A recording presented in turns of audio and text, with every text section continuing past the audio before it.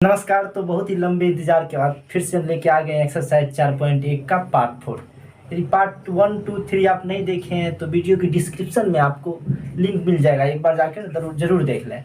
तो देखिए, हम जो है पार्ट 3 में आपको जो द्विघात समीकरण कैसे पहचानने के लिए जो था वो चीज़ बताए थे। इसमें है एक्सरसाइज 4.1 का 2 नंबर से क्वेश्चन स्टार्ट करेंगे। इसमें ये देखेंगे शब्दों में दिया हुआ क्वेश्चन को हमको क्या करना है, द्विघात समीकरण के रूप में लाना है। तो देखिए पहला क्वेश्चन क्या है, आप तो पहला क्वेश्चन समझते हैं कि एक आयताकार भूखंड का क्षेत्रफल 528 मीटर स्क्वायर है।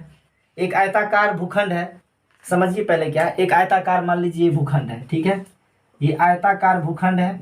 आयताकार ऐसे ना, आयताकार भूखंड, इसका टोटल क्षेत्रफल आपको कितना है, इसका क्षेत्रफल आपको 528 मीटर स्क्वायर है। 528 मीटर स्क्वायर है। और क्षेत्र की जो है लंबाई, क्षेत्र की लंबाई क्या हुआ, ये यही ना लंबाई हुआ, ये चौड़ाई हो गया।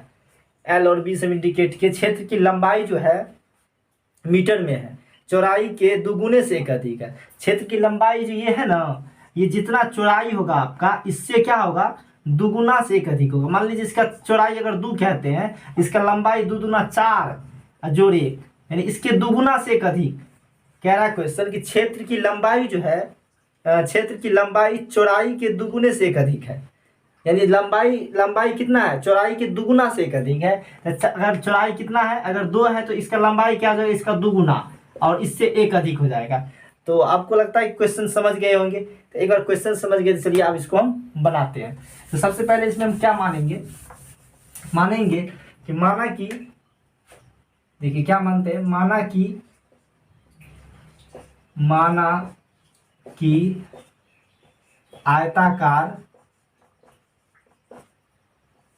क्षेत्र, आयताकार है ना, माना कि क्षेत्र की लंबाई, आयताकार भूखंड है तो आयताकार क्षेत्र की लंबाई, आयताकार क्षेत्र।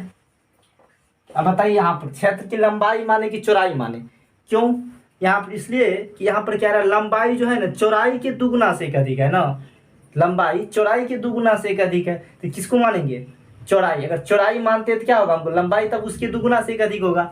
यहाँ मानेंगे, माना कि आयताकार क्षेत्र की चौड़ाई आपका क्या है, x है, ये मीटर में है। x जो है क्या चीज में है, मीटर में, x मीटर है, ठीक है। अब अकॉर्डिंग टू क्वेश्चन की चौड़ाई जो है, इसकी लंबाई जो है, लंबाई क्या है, चौड़ाई के दुगुना से एक अधिक है। तो अब इसका आप क्या माने, क्षेत्र की चौड़ाई x माने तो इसकी आयताकार क्षेत्र की लंबाई क्या हो जाएगी, लंबाई जो है चौड़ाई के दुगुना से एक अधिक, 2 गुना x अब प्लस 1, इतना मीटर हो गया, ठीक है। अब इसमें दिया क्या है, तो एक आयताकार भूखंड का क्षेत्रफल दिया है, यानी इसका क्षेत्रफल दिया हुआ है। तो आयताकार भूखंड का क्षेत्रफल कितना दिया हुआ है वो लिख देंगे हम, अकॉर्डिंग टू क्वेश्चन। आयताकार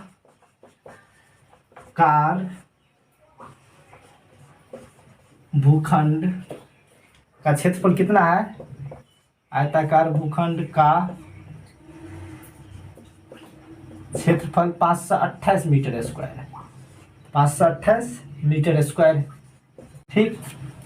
अब बताइए आयताकार भूखंड का क्षेत्रफल क्या है, 528 मीटर स्क्वायर है। अब अगर आयताकार भूखंड हम जब बताए उसको, तभी आप समझाए आपको, उसमें अगर आपको पता है कि आयताकार क्षेत्र का क्षेत्रफल क्या होता है, लंबाई गुना चौड़ाई। तो इसके जगह आप क्या लिख सकते हैं, आयताकार भूखंड का क्षेत्रफल, आयताकार भूखंड रे या आयत रे, कुछ भी रे, क्या लिखिए, वो सूत्र क्या होता है, लंबाई गुना चौड़ाई बराबर क्षेत्रफल। तो क्षेत्रफल यहाँ दिया हुआ है, यानी क्षेत्रफल बराबर ही होता है लंबाई गुना चौड़ाई, क्षेत्रफल बराबर लंबाई गुना चौड़ाई। तो इसको हम क्षेत्रफल की जगह रख देंगे। क्यों रख देंगे कि भूखंड का क्षेत्रफल लंबाई गुना चौड़ाई है, ये भी क्षेत्रफल का, ये भूखंड का क्षेत्रफल ही है, तो दोनों तो बराबर ही हो गया। तो ये 528 हो गया, ठीक है।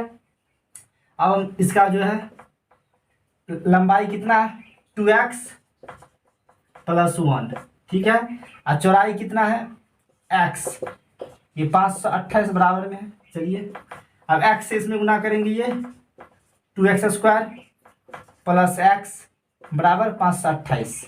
चलिए एक स्टेप बढ़ते हैं आगे, इसको इधर ले आते हैं।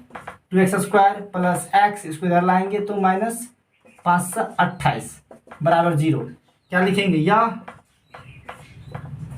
द्विघात समीकरण, ये द्विघात समीकरण के रूप का है। क्योंकि क्वेश्चन ही कह रहा था कि 2 नंबर से स्टार्ट किए, 2 का 1 से, कि निम्न स्थितियों को द्विघात समीकरणों के रूप में निरूपित कीजिए। जो निम्न स्थिति क्वेश्चन दिया था उसको कह रहा द्विघात समीकरण के रूप में निरूपित करने के लिए, ना कि इसका वैल्यू फाइंड करने के लिए। वैल्यू ज्ञात करने के लिए हमको नहीं पूछ रहा था, सिर्फ ये पूछ रहा था इसका समीकरण द्विघात बनेगा या नहीं बनेगा। तो देखिए द्विघात समीकरण के रूप में ये आ चुका है। ये द्विघात समीकरण का जो फॉर्म होता है ax² plus bx plus c बराबर 0, जहाँ a नॉट इक्वल टू 0। सिर्फ x² का टर्म गुणांक देखना है, 0 नहीं हुआ, ये द्विघात समीकरण हो गया। तो ये मेरा हो गया। आप चलते हैं नेक्स्ट क्वेश्चन की तरफ। अब 2 का 2 नंबर क्वेश्चन देखिए क्या कह रहा है। 2 का 2, इसको भी वही करना है, द्विघात समीकरण के रूप में निरूपित करना है, यानी द्विघात समीकरण के रूप में व्यक्त करना है सिर्फ क्वेश्चन। तो क्वेश्चन सुनिए आप लोग। 2 क्रमागत धनात्मक पूर्णांकों का गुणनफल। 2 क्रमागत, यहाँ क्रमागत क्या हो गया? यानी एक निश्चित संख्या में, एक संख्या में निश्चित कोई संख्या जोड़ने पर जब अगली संख्या प्राप्त होती है उसे एक क्रमागत कहा गया। जैसे देखिए 2 है, 2 के बाद क्रमागत, अगर 2 के बाद 3 हो रहा है, 3 के बाद 4, 2 में एक संख्या जोड़ रहे हैं तब 3 हो रहा है, 3 के बाद 1 जोड़ रहे हैं तो 4 हो रहा है। ये क्या हो गया? क्रमागत हो गया। यदि 1 है, 1 के बाद 2 लिए, फिर अगला क्या लेना होगा हमको? 3 लेना होगा, तब ये क्या हो गया? क्रमागत हो गया। यानी 1 के बाद अगर 3 ले रहे हैं उसके बाद 7 ले रहे हैं तो ये क्या होगा? क्रमागत नहीं होगा। यानी एक निश्चित क्रम से जो बढ़ेगा वही क्या हो जाएगा? क्रमागत होगा। तो 2 क्रमागत धनात्मक पूर्णांक लेना है जिसका गुणनफल क्या है? 306 है। हमें पूर्णांकों को ज्ञात करना है। इस क्वेश्चन में हमें पूर्णांकों को ज्ञात करना है, लेकिन इसमें हमें सिर्फ द्विघात समीकरण के रूप में व्यक्त करके छोड़ देना। क्वेश्चन तो कह रहा है ज्ञात कीजिए, लेकिन हमको क्वेश्चन से मतलब नहीं है, क्योंकि पहले में एक कंडीशन दे दिया है कि निम्न द्विघात समीकरण के रूप में सिर्फ व्यक्त कीजिए। तो देखिए पहला क्वेश्चन हम क्या मानेंगे? माना कि 2 क्रमागत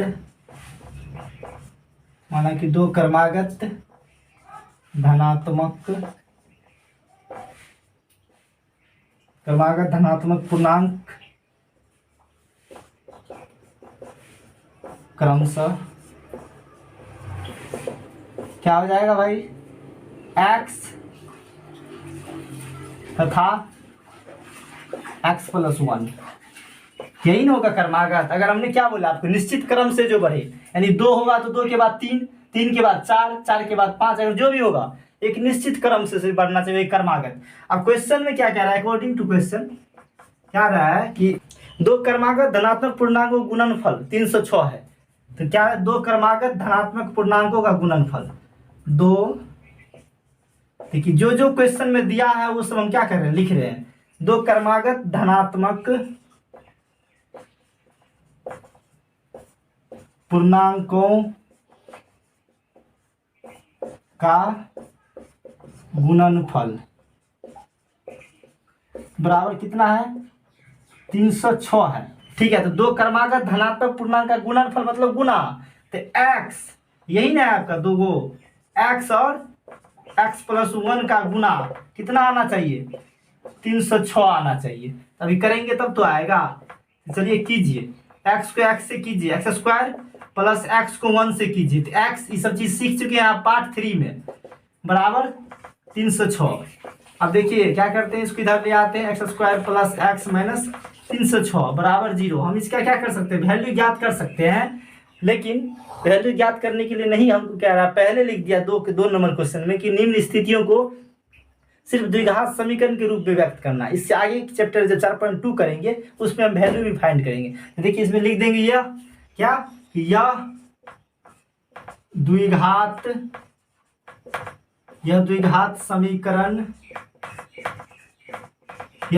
समीकरण के रूप का है ना। क्या है द्विघात समीकरण कंडीशन की? सिर्फ हमारा x² वाला टर्म का गुणांक 0 नहीं होना चाहिए और बराबर में यानी ax² plus bx plus c बराबर 0 द्विघात समीकरण है। क्या आपको इतना याद नहीं रहता? बाकी कितना चीज याद कर लेते हैं, सिर्फ 3 चीज हमको बार बार बोलना पड़ता है। ठीक है, चलिए ये चीज समझ गया। अब नेक्स्ट क्वेश्चन पे बढ़ते हैं। पंखा बंद कर दी, गर्मी बहुत लगता है। देखिए 3 नंबर क्या है, रोहन की माँ उससे 26 वर्ष बड़ी है। रोहन की माँ जो है, रोहन की माँ अपने बेटे से, रोहन जो है रोहन से 26 वर्ष बड़ी है। कोई भी माँ अपनी बेटा से तो बड़ी होगी, ऐसा होगा कि बेटा बड़ा हो जाए माँ छोटी हो जाए, कभी नहीं। तो रोहन की माँ है उससे 26 वर्ष बड़ी है। अब उनकी आयु का गुणनफल अब से 3 वर्ष बाद, उनकी आयु का गुणनफल अब से 3 वर्ष बाद जितना अभी है उससे वर्तमान में जितना है, जितना अभी मतलब 3 वर्ष बाद, वर्तमान के बाद 3 वर्ष बाद जो उसकी आयु का गुणनफल होगा कितना हो जाएगा, 360 हो जाएगा। कितना हो जाएगा, 360 हो जाएगी।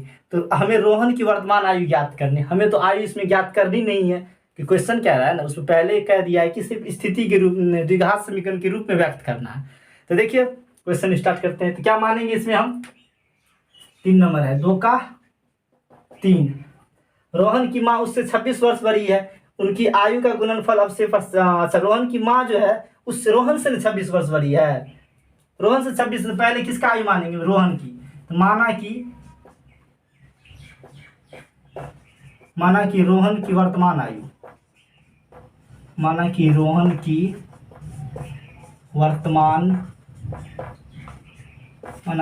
वर्तमान आयु कितना भाई, x वर्ष।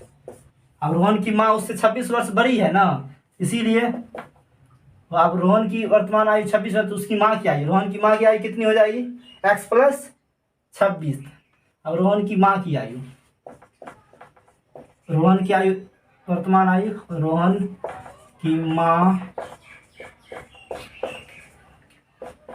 की माँ की वर्तमान आयु x + 26 वर्ष। नहीं होगा कि नहीं होगा, क्वेश्चन में क्या दिया है कि रोहन की माँ जो है रोहन से 26 वर्ष बड़ी है। तो रोहन वर्तमान में अगर मान लीजिए 10 है तो 10 में 26 जोड़िएगा ना भाई, x + 26 होगा, नहीं होगा, ये चीज़ समझाना पड़ता है। चलिए x + 26 हो गया। बढ़ते हैं अकॉर्डिंग टू क्वेश्चन, क्या कह रहा है कि अब से 3 वर्ष बाद, अच्छा 3 वर्ष पश्चात, चलिए 3 वर्ष बाद रोहन कितना हो जाएगा, 3 वर्ष पश्चात का मतलब क्या हो जाता है, बाद। 3 वर्ष पूर्व क्या था, तो पहले। अभी मेरा उम्र 20 साल है, 3 वर्ष बाद हम हो जाएंगे 23 वर्ष का। अगर रोहन अभी x वर्ष का है तो 3 वर्ष बाद कितना, 3 वर्ष बाद, 3 वर्ष पश्चात है तो पश्चात ही लिख देते, नहीं तो कंफ्यूज हो जाएगा। 3 वर्ष पश्चात रोहन की आयु, 3 वर्ष पश्चात रोहन की आयु कितना हो जाएगा भाई, x + 3 वर्ष।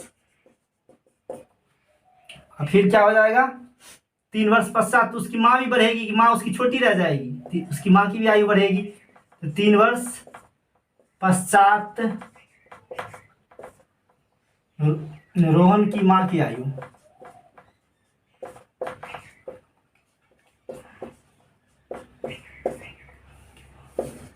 क्या हो जाएगा, x + 26 है, अभी 3 वर्ष आगे कर दीजिए, कितना हो गया, x + 29 वर्ष। ठीक है, इसमें क्या भी था, रोहन की माँ उससे 26 वर्ष बड़ी है। ठीक है, अब अकॉर्डिंग टू क्वेश्चन 3 वर्ष पश्चात उनकी आयु का गुणनफल 360 हो जाएगा। लिखिए आप, 3 वर्ष पश्चात दोनों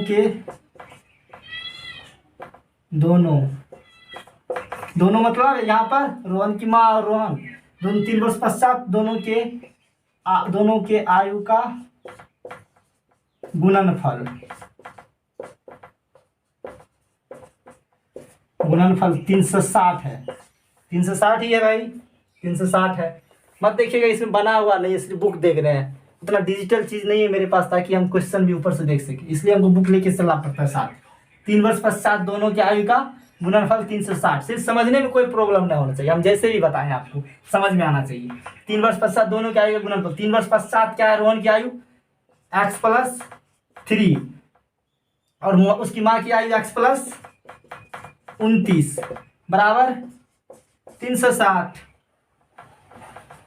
x + 3। ठीक है, x + 3, x + 29 है फिर x से गुना करेंगे, पहले x प्लस 29 में, फिर प्लस 3 से, ये चीज़ सिखाया है ना, x प्लस 29 में 360 से, x से गुना करेंगे एक्स स्क्वायर प्लस ये 29x, ये 3x, ये प्लस 29 तिया कितना होता है ना, तिया 27 के 7 बच गया 2, 2 तिया 6 2 8, 87 होता है। थोड़ा क्या गुना भाग कमजोर है, देख लीजिएगा।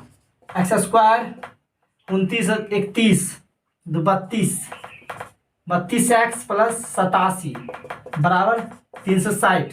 चलिए इसको इधर लाते हैं, एक्स स्क्वायर प्लस 32x, इसको लाएंगे 87 तो है, ये है प्लस में, इसको इधर लाइएगा तो माइनस 360 बराबर 0 होगा। तो देखिए भाई हमको जगह नहीं बच रहा, हम इधर आगे जा रहे हैं, तो क्या हो जाएगा, ये एक्स स्क्वायर 32 तो रहेगा ऐसे का ऐसे, और 87 प्लस में माइनस 360, तो चिन्ह जिसका बड़ा है उसका चिन्ह हो जाएगा, इसी में से घटा देंगे। 10 में से 7 गया 3, और 5 में से 15 में से 8 गया 7, 10 में से 7 गया 3, 15 में से 8 गया 7, यहाँ 200 माइनस 273 बराबर, माइनस चल रहा है पता, ऐसा नहीं समझिएगा माइनस है, यहाँ माइनस 273 बराबर 0 लिख देंगे। अब यह द्विघात समीकरण के रूप में है, द्विघात समीकरण के रूप में है, बस इतना ही है। इसका क्या रहा, उम्र नहीं फाइंड कर सकते हैं, इस कर सकते हैं लेकिन क्वेश्चन जो जितना क्या रहा है इस एक्सरसाइज में हम उतना ही करेंगे। ये 4.1 में कह रहा है द्विघात समीकरण के रूप में सिर्फ निरूपित कीजिए, तो निरूपित हो गया, द्विघात समीकरण के रूप में है। आप लोग समझदार हो चुके हैं, समझ गए। चलिए नेक्स्ट की ओर बढ़ते हैं अब। तो देखिए अब आ गए हम एक्सरसाइज 2 का चौथा लास्ट क्वेश्चन है एक्सरसाइज 4.1 का। एक रेलगाड़ी 480 किलोमीटर दूरी समान चाल से तय करती है। एक रेलगाड़ी 480 किलोमीटर दूरी एक समान चाल से तय करती है। मान लीजिए उसका चाल कुछ भी है, पता नहीं, लेकिन यदि इसकी चाल 8 किलोमीटर पर आवर, यानी जितना चाल है उससे 8 किलोमीटर प्रति घंटा कम हो जाता है, तो वो उस दूरी को 3 घंटे अधिक लेती है।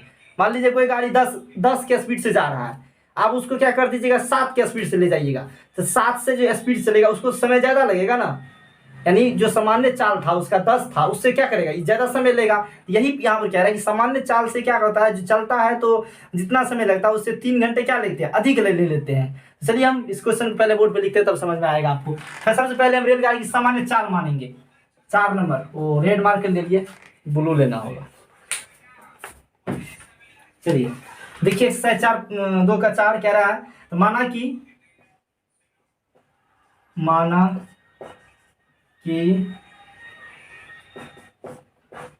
रेलगाड़ी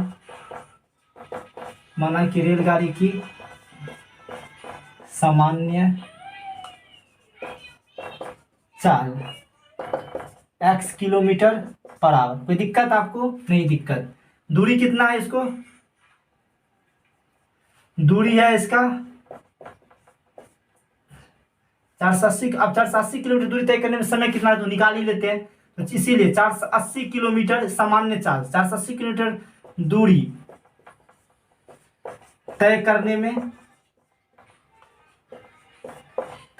में लगा समय ज्ञात कर लेते हैं, क्योंकि सामान्य चाल से भी समय तो हमको निकालना ही होगा, निकाल लेते हैं यहीं पे। तो अच्छा समय बराबर क्या होता है, फार्मूला आप लोग को पता नहीं है, दूरी बट्टे चाल, नहीं पता है तो लिख लीजिए, दूरी देखिए बट्टे चाल है x, यहाँ हम लिख देते हैं दूरी बट्टे चाल, यही समय बराबर सूत्र होता है। तो दूरी देखिए 480 है, अब बट्टे चाल, ये मेरा अब समय हो गया, इतना घंटा हो गया, इतना समझिए यहाँ पर, अब ये घंटा हो गया, इतना घंटा लगता है तय करने में। अब पुनः जो है 8 किलोमीटर पर आवर इसकी चाल में कमी हो जाती है, सामान्य चाल से 8 किलोमीटर पर आवर कम होती है, पुनः चाल में कमी कितना होता है, पुनः चाल में 8 किलोमीटर पर आवर की कमी हो गया, तो कितना हो गया चाल इसका x minus 8 kilometre per hour. तब इसको 480 किलोमीटर दूरी तय करने में कितना लगेगा, दूरी तय करने में लगा समय 480 बट्टे दूरी बट्टे चाल x माइनस 8 घंटा। अब बताइए एक चीज, ये 10 के स्पीड से जा रहा है, ये मान लीजिए 7 के स्पीड से जा रहा है, तो बताइए इसको ज्यादा समय लगेगा कि इसको ज्यादा लगेगा? स्वाभाविक है, जिसका चाल अधिक है उसको समय कम लगेगा, जिसका चाल कम है उसको समय ज्यादा लगेगा। अब यही क्वेश्चन, यहीं पर फंसने वाली बात है। कह रहा है 8 किलोमीटर पर आवर कम हो तो उसे वह दूरी तय करने में 3 घंटे अधिक लेती है। 3 घंटा अधिक लेती है ना, कौन लेगा 3 घंटा अधिक? जिसका चाल कम है वही ना लेगा। मतलब इसका चाल, इसका मतलब क्या है, ये अधिक समय यही लेता है। मान लीजिए इधर सामान्य चाल अगर मान लीजिए इसका 10 है, इसको कम समय लगेगा। इसका अगर इससे कम है, ये दूरी क्या समय क्या लेगा, ज्यादा लेता है। तो क्या करेंगे, इसका समय में से उसका समय को हम क्या करेंगे, माइनस करेंगे। 480 बटे एक्स माइनस 8 और 480 बटे एक्स, 3 घंटे अधिक लिया ये। अब इसमें से घटाएंगे कितना अधिक लिया, कितना अधिक समय लिया। तो मान लीजिए ये 10 लिया और ये 7 लिया, ये 10 घंटा समय लिया अपना कम चाल जो है इसका, इससे तय करना है। ये अपने सामान्य चाल से क्या किया, तो 7 घंटा में थे, 10 में से 7 घटाए थे 3, तो कहिएगा ना 3 घंटा ज्यादा समय लिया जो कम चाल से चला।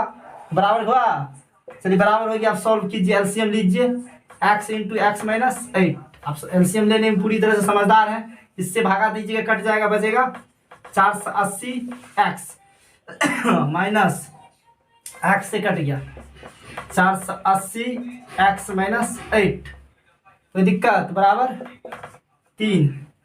सॉल्व करते हैं एक बार। तो क्या हो जाएगा, ये 480 एक्स, ये हो जाएगा 400 माइनस 480 एक्स होगा ना, ये प्लस 8 से गुना होगा, माइनस माइनस तो प्लस हो गया, 8 से गुना करते 0, 88 64 के 4 बच गया 6, 8 के 32 6 38, 38 से 40, इसे बट्टे में x इंटू एक्स माइनस 8 बराबर 3.1। देखिए कौन कौन कट रहा है, 480 एक्स 80 एक्स खलास, हम बच गया सिर्फ ये, तो इसको कर लेते हैं। इसके बाद सिर्फ ऊपर में ये, इससे 1 से गुना करेंगे तो यही आ जाएगा 38 40, क्रॉस मल्टीप्लाई तो समझते हैं ना, 3 को इससे गुना करेंगे तो हो जाएगा 3x एक्स माइनस 8, और ये बराबर हो जाएगा 3840। आप गुना कर दीजिए, ये 3x स्क्वायर है, ये माइनस 8 24x है, ये बराबर है ये 3840। तो एक स्टेप बढ़िएगा तो क्या हो जाएगा, ये 3x स्क्वायर माइनस 24x और माइनस 3840 बराबर 0 लिख देंगे। अब यह द्विघात समीकरण के रूप का है, ये द्विघात समीकरण के रूप का है, क्योंकि द्विघात समीकरण कंडीशन तो बता दी, a x square plus b x plus c बराबर 0। एक कभी भी यानी एक्स स्क्वायर का गुणांक कभी भी 0 के बराबर नहीं होना चाहिए, द्विघात समीकरण के रूप में हो गया। आज हम क्या किया, एक्सरसाइज 4.1 का पूरा क्वेश्चन, पूरा चैप्टर कंप्लीट, यानी 4 पार्ट बनाए हैं इसका। आप लोग चारों पार्ट देखिएगा, अच्छी तरह समझ में आएगा। मैंने बहुत अच्छा से कोशिश किया समझाने के लिए आपको, फिर भी हो सकता है कुछ ना कुछ मिस्टेक अगर कुछ भी हुआ हो तो आप कमेंट करके बताइए, या समझ भी नहीं आया होगा जो भी चीज़, जो भी डाउट है बेशक आप कमेंट लिखिएगा, हम समझ फिर से क्या करेंगे, इसको एक बार फिर से लेके आ जाएंगे, ताकि पूरी तरह से आप क्या हो, डाउट आपका क्लियर हो सके। तो बहुत मेहनत है, कृपया आप लोग को अगर अच्छा लगता है तो वीडियो को लाइक कमेंट और सब्सक्राइब जरूर करें चैनल को, ताकि हम इससे क्या हो सके, मोटिवेट हो सके। और बहुत दिनों के बाद वीडियो लेके आने का मकसद यही है, मन नहीं लगता है, कुछ सपोर्ट मिलता है तब मन लगता है, तो हमें देख रहा है। अगर देखते हैं आप लोग तो क्या कीजिए, कम से कम सपोर्ट कीजिए।